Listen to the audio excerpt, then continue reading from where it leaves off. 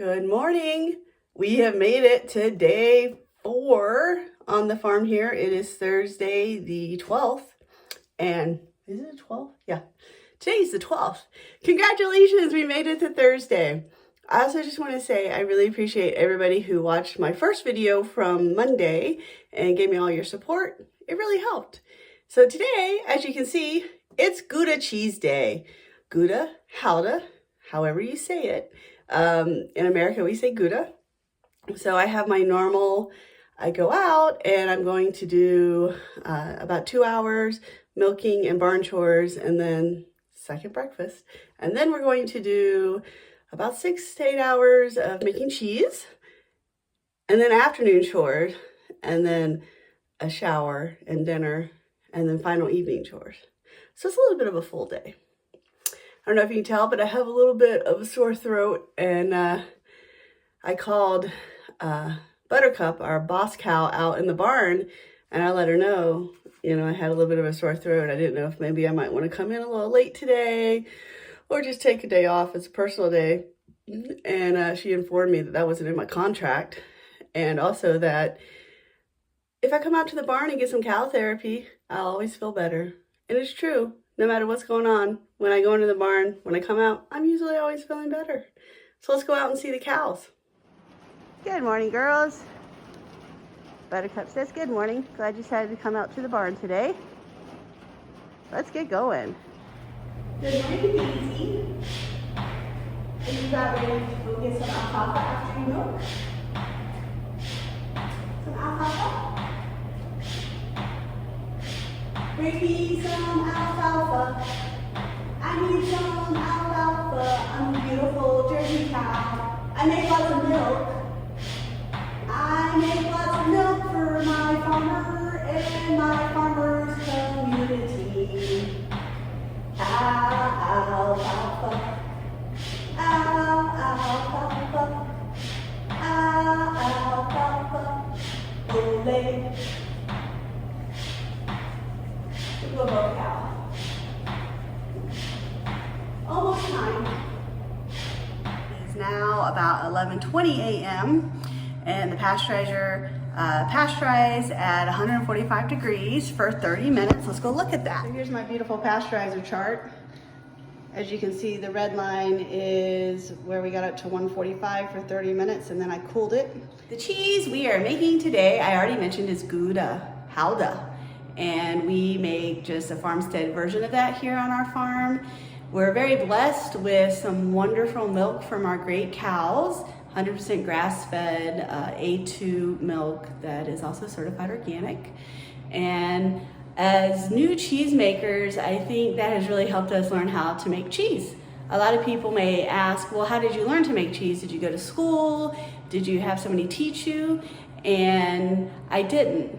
We didn't. If you've seen our videos, you know that we talk to other people and mentors, and then we piece together something we think will work, and then we try it. And that's what we did. And that's how we learned how to make cheese. The basic steps in most cheese making, if you don't know, you have milk, and it normally has to be at some temperature for the specific culture you want to use. You add the culture, what do they call that? I forgot my word. So you let the culture ripen for however much time, whatever recipe or however you've worked out. And then you add rennet, which originally came from the calf stomach. There's different types of rennet out there. We do use calf rennet here. And once you add that, you let that set for a specific amount of time. And then you cut the curd. That's where you get the terms curd and whey. You cut the curd, and then the whey, the liquid part, will drain away. And then just depending on what type of cheese you're making, you cut the curd a certain size, you do different things with it. Eventually, you're usually pressing it into some type of shape. And then what you do after that, the aging process, also is how you come up with that specific type of cheese. So there is your brief cheese lesson. We are at the tip I want to be at. I'm gonna add my culture. The culture I have is a freeze-dried culture. I've already measured it out, and I just need to add it in, let it hydrate, and then let it ripen. We have a 30-gallon pasteurizer. And so we don't have a separate cheese vat. There's a lot of people who all they do is make cheese, and depending if they're using raw milk or not, they may have a separate pasteurizer or a separate cheese vat. We do not. So we do everything in the cheese vat. At this stage, I like having the readout of the thermometers, and what I do is I let it go ahead and just keep telling me that the temperature. Nothing's on right now, it's just reading a temperature. And eventually I do take the lid off, and then it becomes more of like what you think of as like a cheese vat that you're working in. I thought I'd show you my view out the window so you can see, because we've been feeding out in the fields, that the cows have some time outside. Hi, I'm trying to balance this precariously on the edge of a shelf, like you do. Okay, it's almost time to add the rennet. So I'm gonna take out the thermometers and take off the lid and take out the agitator.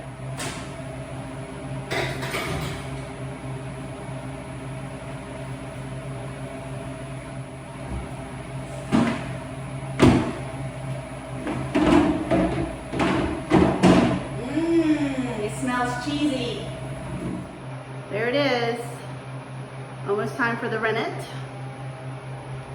Our rennet is freeze dried, and then I measure it out and I just add it to some non-chlorinated water.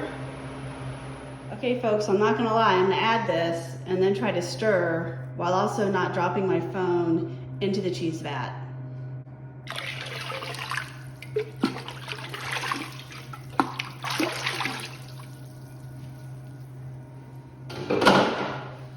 I'm going to stir it. We're going to stir it for about a minute, and then it'll sit for almost 40-45 minutes. All right, we got the rennet going. Good job, team. I covered it just with some freezer paper. That just helps hold some of the heat in, and make sure nothing falls in or anything. Not like there's anything to fall in, but just in case. Now it's time for lunch. It's been 40 minutes. We're gonna check the curd to see if it's ready to be cut. I have just a basic curd knife. All right, so how you tell is you just put your curd knife in, like so, and then when you turn it sideways, you're looking for a clean break, like that. So it's ready to cut. And then we don't have like a curd heart, so we just use a curd knife. And then I'll just keep cutting, and then we'll let it heal, and I'll cut the other way, and then I'll cut diagonals, and then all the curd will be cut.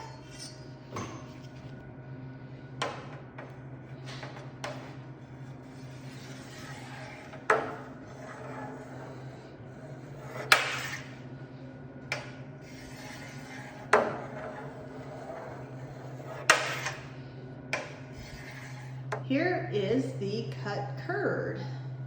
I'm letting it just sit for a couple of minutes, and then my next stage is I'm gonna do some stirring. I'm gonna take some whey out. I'm gonna put some hot water in. Here is the final curd, ready to go into my hoops. I'm using Gouda molds, which have this built-in liner, which is super nice. So that's what we're gonna do now. This is what they look like when I first put them in before I actually press them. And here is my fancy cheese press. There we have it. I've got two that are about 12 pounds each once pressed, and then two babies that are about 2 pounds each. And that was 23.75 gallons of milk. I now have a little cleanup to do. And then, all right, I pretty much have everything clean that I could clean without being worried about getting stuff on the cheese. It's 3:30, and I can tell you something. Woo, I feel it now. It was all fun and games up until about 3, and then I just got really tired. I have to flip the cheese and then go feed the cows, and probably do, and then maybe a shower, and then final chores in the evening. But let's see how the cheese turned out.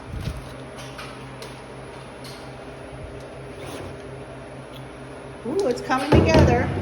Coming together. There's a couple of looser spots. We'll see what it looks like when I flip it over. Obviously, I can't flip this while I'm holding a camera. So I just flipped this. You can see this is a much more sealed, closed rind. So it was at 25, now it's at 30, and I left the baby at 10. Hi, it is the next day. We are taking the cheese out of the molds and putting it in the brine.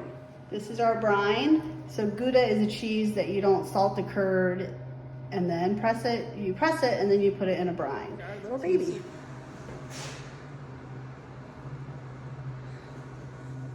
So thanks for coming along as I made some Gouda cheese by myself this week while Stacy is still hard at school in Spokane. If this is the first time you've watched any of our videos, which I think it is, because on the first video this week, I actually had somebody comment, "Who is Stacy?" I fell off my chair when I read that. But we are a small organic dairy farm in Northeast Washington State, an hour north of Spokane. And we do fluid milk and yogurt, some flavored milks, and we are also now doing cheese. That's what we do. So I hope you're having a great weekend. It's now Friday. Stacy will be home today, and I'm very excited about that.